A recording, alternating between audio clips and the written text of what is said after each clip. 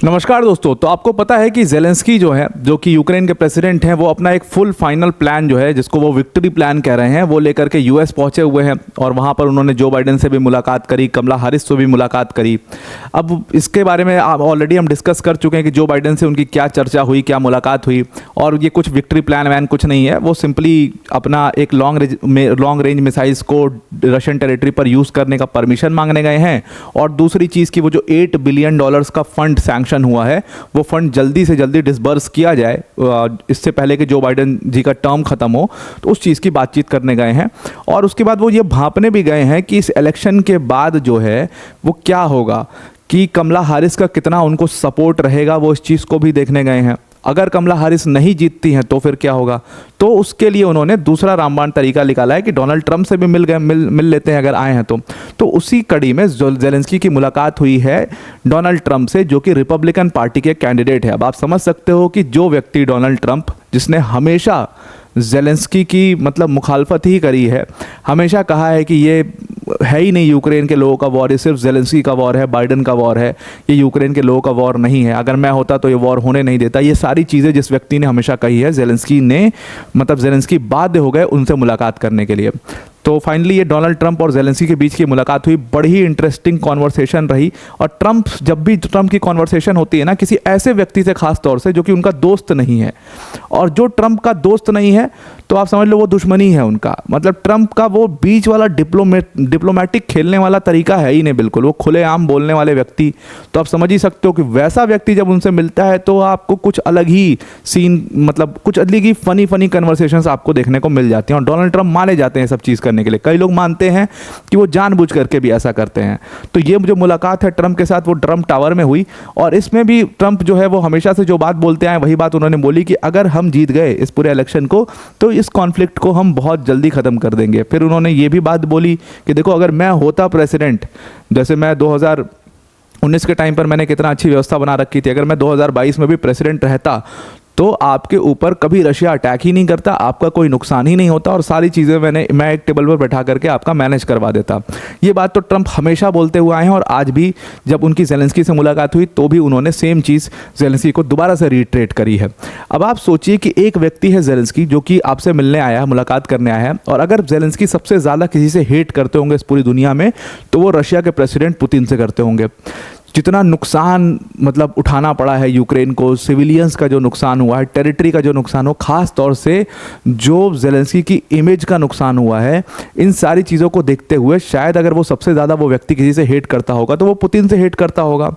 उसी व्यक्ति के बगल में बैठ करके डोनाल्ड ट्रंप की यही तो फनी मतलब आदतें हैं। उसी के व्यक्ति के बगल में बैठ करके डोनाल्ड ट्रंप कह रहे हैं कि देखो, अगर हम जीत गए ना इलेक्शन तो इस इशू को हम 2 मिनट में रिजॉल्व कर देंगे, हमें कोई टाइम नहीं लगना इस इशू को रिजॉल्व करने में। क्यों नहीं लगना? बिकॉज जो व्लादिमीर पुतिन है वो हमारे बहुत ही अच्छे फ्रेंड हैं और हमारी बहुत अच्छी रिलेशनशिप है उनके साथ में। और जैसे ही अगर मैं प्रेसिडेंट बनता हूं तो पुतिन से मैं तुरंत डायरेक्टली पहली चीज़ जो है जो डिस्कस करूंगा वो यूक्रेन के ऊपर डिस्कस करूंगा और इस मैटर को रिजॉल्व कर दूंगा। अब आप सोचिए कि आप और आपका दोस्त बैठे हुए हैं और आपके दोस्त का किसी व्यक्ति से झगड़ा है और आप अपने दोस्त से कह रहे हो कि यार देखो, वो व्यक्ति मेरा बहुत अच्छा दोस्त है, तुम टेंशन मत लो, जैसे ही अगर मैं पावर में आता हूँ मैं तुम्हारा मैनेज करवा दूंगा, पूरा तुम्हारा कॉम्प्रोमाइज़ करवा दूंगा। और आपके दोस्त को उस व्यक्ति ने कल गिरा के पीटा है, तो आप अब उस अपने दोस्त को भलाए इसके कि ये कहने कि चलो हॉस्पिटल ले चलते तुम्हारा इलाज करवा देते, या भला इसके कि चलो बदला लेंगे उसका, आप ये कह रहे हो कि कोई बात नहीं, वो मेरा बहुत अच्छा दोस्त है, मैं उससे बैठा करके बातचीत कर दूंगा, अगली बार से वो तुम्हें नहीं मारेगा। तो आप समझ सकते हो कि कैसा फील हुआ होगा जेलेंस्की को। अब सोचिए जेलेंस्की की ऐसी क्या सिचुएशन आ गई कि उनको डोनाल्ड ट्रंप से मिलना पड़ा। सिचुएशन ये है कि जब तक इलेक्शंस हो नहीं जाते हैं यूएस में, मैंने आपको कहा था ना कि कोई भी सिग्निफिकेंट चेंजेस जियोपॉलिटिक्स में तब तक नहीं होंगे जब तक यूएस में इलेक्शन नहीं हो जाते। रशिया यूक्रेन का वॉर है ना, उसमें कोई सीजफायर साइन हो रहा है ना उसमें कुछ होने वाला है, वो ऐसे चलता रहेगा। इलेक्शन के बाद ही कुछ सिग्निफिकेंट होगा। इधर आप देख ही रहे हो कि इजराइल और पैलेस्टीन वाला जो इशू है पूरा, हमास हिजबुल्लाह के चीफ हसन नसरल्लाह को मारी दिया, वो अपना कंटिन्यूइंग है। देखो, हमास को मारने के बाद उसने शिफ्ट करके हिजबुल्लाह पर अपना पूरा आतंक शुरू कर दिया। तो वो चीज़ भी ऑनगोइंग चलती रहेगी जब तक यूएस में इलेक्शंस नहीं हो जाते, तब तक कुछ भी सिग्निफिकेंट इसमें नहीं होगा। अब यहाँ पर जेलेंस्की के इस स्टेटमेंट को सुनने के बाद अब आप सोचो कि आप जेलेंस्की की जगह पर होते तो आपके दिमाग में भी यही चल रहा होता कि अगर ये व्यक्ति सच में प्रेसिडेंट बन गया यूएस का, तो फिर मतलब जेलेंस्की के लिए जितना खतरा पुतिन और रशिया से है, उससे ज़्यादा खतरा तो डोनाल्ड ट्रंप से है।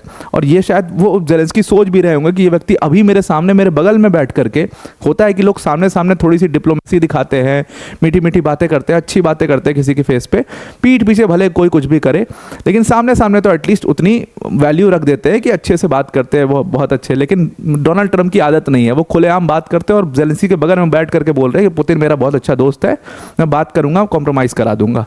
तो ये कॉन्वर्सेशन उनके बीच में हुई। अब इसी कॉन्वर्सेशन के दौरान जो कि जेलेंस्की और ट्रंप के बीच में हो रही थी, ट्रंप ने 2019 स्कैंडल का भी जिक्र किया। 2019 का इम्पीचमेंट स्कैंडल का जिक्र करके ट्रंप ने जेलेंस्की की काफ़ी ज़्यादा तारीफ करी कि अगर वो चाहते तो वो इसमें डिप्लोमेटिकली खेल सकते थे, पर उन्होंने सीधे तौर पर आकर के ट्रंप को सेव किया और कहा कि ट्रंप से ऐसी कोई भी, ट्रंप के ऊपर आरोप नहीं, ऐसी कोई भी मेरी बातचीत नहीं हुई, इन्होंने कुछ मुझे फोर्स नहीं किया है। अब जिनको ये कॉन्टेक्स्ट नहीं पता होगा 2019 इम्पीचमेंट स्कैंडल का, उनको एक बार पहले मैं स्कैंडल बता देता हूँ, आरोप क्या थे ट्रंप के ऊपर और जेलेंस्की ने उसमें क्या रोल प्ले किया था, ये आपको थोड़ा सा इसमें समझ में आ जाएगा। देखो स्कैंडल में हुआ क्या था कि ट्रंप के ऊपर अगस्त 2019 में एक आरोप लगे। एक आरोप ये लगे कि वो प्रेसिडेंट रहते हुए उन्होंने अपने पद का गलत इस्तेमाल किया है और 25 जुलाई को एक फ़ोन कॉल हुई है जेलेंस्की और ट्रंप के बीच में। अब देखिए ये जो 2019 का इलेक्शन था, 2019 का जो पूरा ईयर था, ये इलेक्शन ईयर था और इसमें इलेक्शन चल रहे थे, दूसरी तरफ से बाइडेन लड़ रहे थे और इस तरफ से ट्रंप लड़ रहे थे। तो उस समय पर क्या था कि 25 जुलाई का एक फ़ोन कॉल का जिक्र किया गया और कहा गया कि इस फ़ोन कॉल में ट्रंप ने जेलेंस्की को फोर्स किया है कि आप जो है ना हंटर बाइडेन और जो बाइडेन के खिलाफ इन्वेस्टिगेशन शुरू करा दो अपनी कंट्री में। अब हंटर बाइडेन क्या थे कि उस समय पर वो एक यूक्रेनियन एनर्जी एजेंसी के लिए काम कर रहे थे। तो कहा गया कि आप फ्रॉड वॉर्ड का केस लगा करके उनके खिलाफ इन्वेस्टिगेशन शुरू कराओ और उसमें जो बाइडेन को भी लपेट लो। और जैसे ही ये दोनों को लपेटोगे आप इसमें, तो इससे क्या होगा कि उनकी जो इमेज है उसको, उस पर बहुत भारी डेंट पड़ेगा।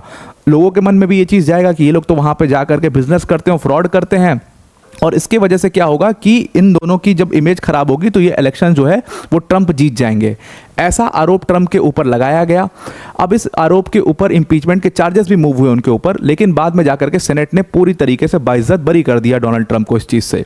तो इसमें जेलेंस्की का रोल क्या था कि जेलेंस्की से जब इससे ऊपर पूछा गया, जैसे सफाई मांगी गई, तो जेलेंस्की ने सीधा सीधा इस पर कह दिया था कि नहीं, ट्रंप ने ऐसा कुछ भी नहीं किया है, उनकी इसमें कोई भी गलती नहीं है और उनसे मेरी जो भी बात हुई है उन्होंने मुझे कुछ भी फोर्स नहीं किया है।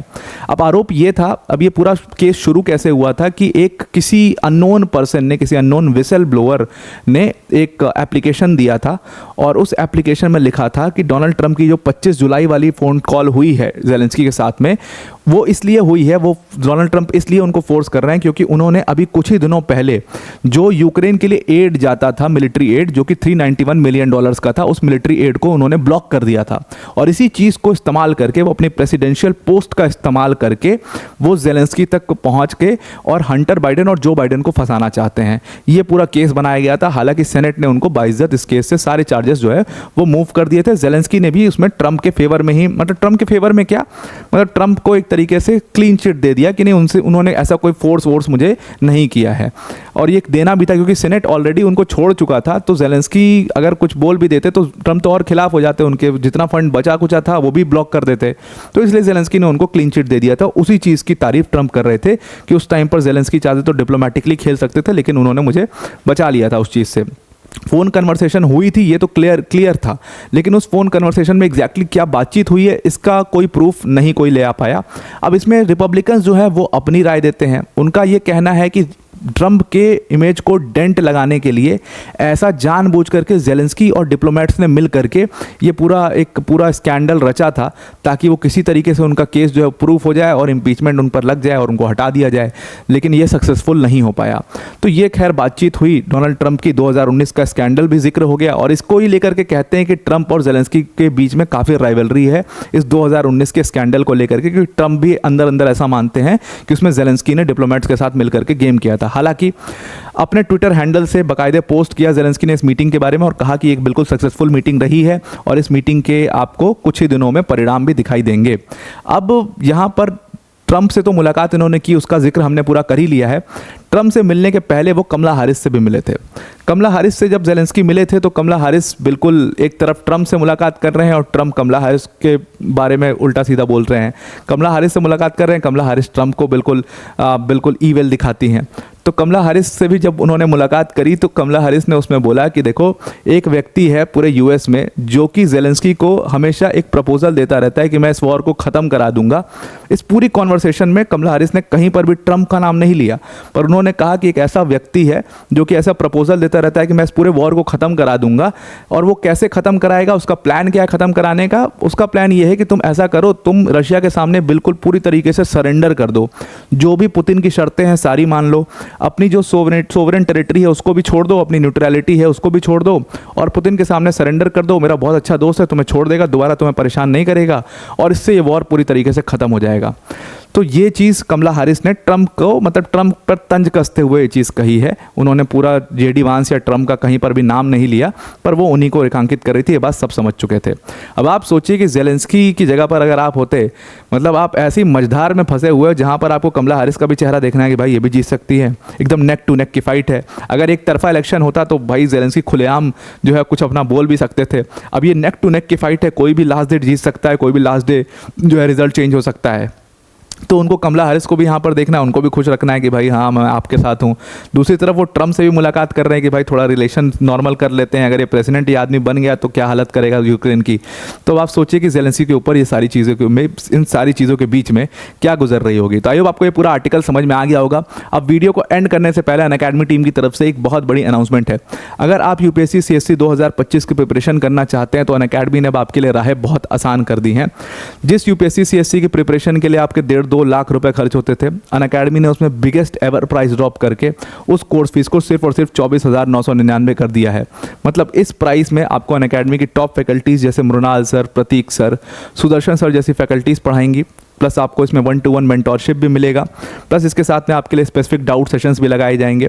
अपने आप में एक कंप्लीट प्रोग्राम होगा जिसमें जीएस, सीसैट, टेस्ट सीरीज सब कुछ आपके लिए यहाँ पर कवर किया जाएगा। तो अगर आप इस कोर्स को इस डिस्काउंटेड प्राइस पर अवेल करना चाहते हैं तो डिस्क्रिप्शन में एक लिंक दिया हुआ है, उस लिंक पर क्लिक करिएगा और जहाँ पर यूज़ कोड का ऑप्शन आएगा वहाँ पर आप APYT10 यूज़ करना, तो आप इस कोर्स को अवेल कर पाओगे। तो आई होप आपको ये पूरा आर्टिकल समझ में आ गया होगा। आज के लिए इतना ही। Thank you and have a nice day.